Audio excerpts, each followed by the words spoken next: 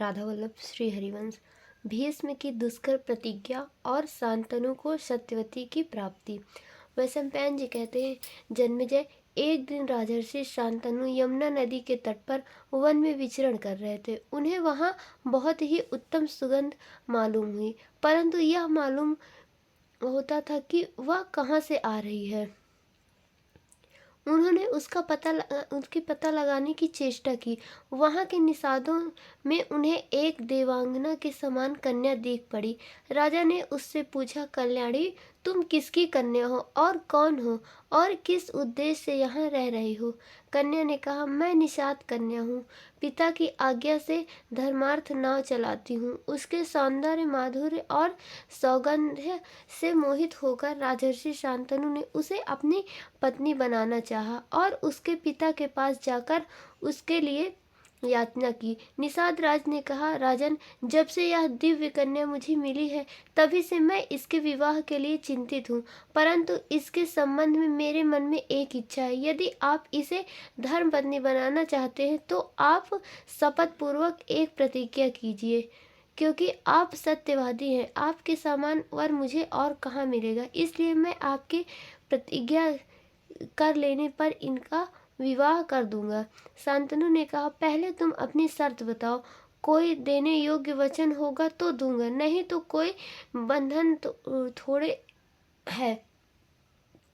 निषाद राज ने कहा, इसके गर्भ से जो पुत्र हो वही आपके बाद राज्य का अधिकारी हो और कोई नहीं। यद्यपि राजा शांतनु उस समय काम से अत्यंत पीड़ित थे, फिर भी उन्होंने उसकी शर्त स्वीकार नहीं की।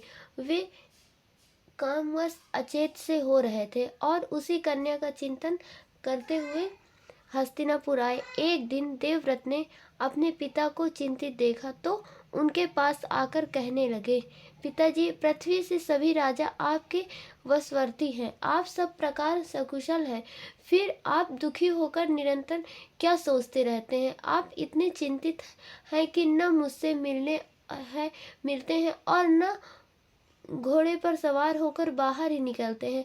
आपका चेहरा फीका और पीला पड़ गया है, आप दुबले हो गए हैं। कृपा करके अपना रोग बताइए, मैं उसका प्रतिकार करूंगा। शांतनु ने कहा, बेटा, सचमुच मैं चिंतित हूँ। हमारे इस महान कुल में एकमात्र तुम ही वंशधर हो, सो सर्वदा सहस्त्र रहकर वीरता के कार्य में तत्पर रहते हो। जगत में निरंतर ही लोग मरते पिटते रहते हैं, यह देखकर मैं बहुत ही चिंतित रहता हूँ।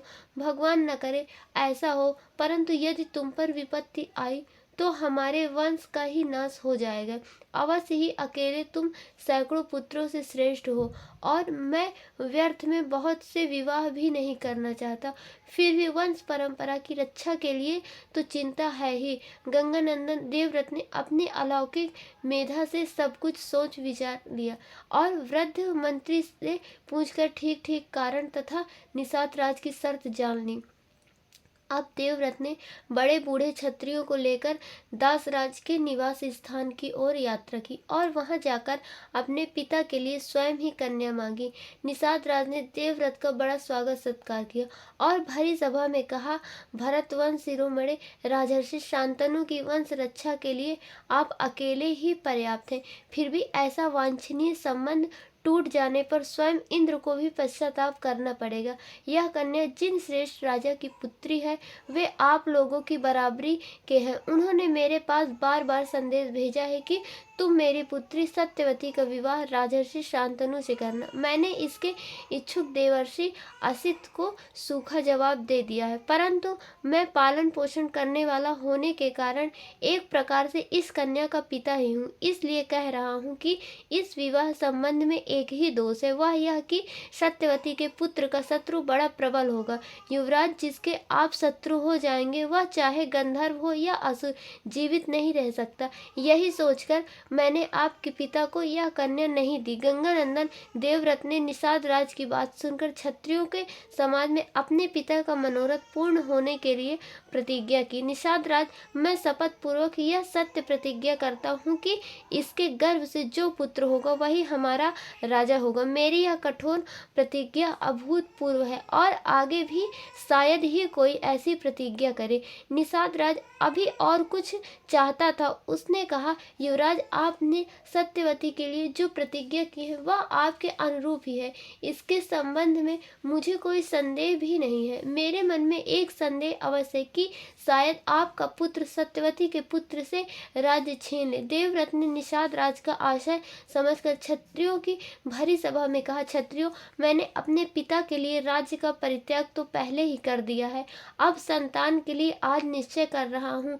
निषाद राज, आज से मेरा ब्रह्मचर्य अखंड होगा। संतान न होने पर भी मुझे अक्षय लोकों की प्राप्ति होगी। देवव्रत की यह कठोर प्रतिज्ञा सुनकर निषाद राज के शरीर में रोमांच हो आया। उसने कहा, मैं कन्या देता हूँ। उसी समय आकाश से देवता, ऋषि और अप्सराएं देवव्रत पर पुष्पों की वर्षा करने लगी और सबने कहा, यह भीष्म है, इसका नाम भीष्म होना चाहिए। इसके बाद देवव्रत भीष्म सत्यवती को रथ पर चढ़ाकर हस्तिनापुर ले आए और अपने पिता को सौंप दिया। देवव्रत की इस भीषण प्रतिज्ञा की प्रशंसा सब और इकट्ठे होकर और अलग अलग भी करने लगे। सबने कहा, सचमुच यह भीष्म है। भीष्म का यह दुष्कर कार्य सुनकर राजा शांतनु बहुत प्रसन्न हुए। उन्होंने अपने पुत्र को वर दिया, मेरे निष्पाप पुत्र, जब तक तुम जीना चाहोगे तब तक मृत्यु तुम्हारा बाल विवाह का नहीं कर सकेगी।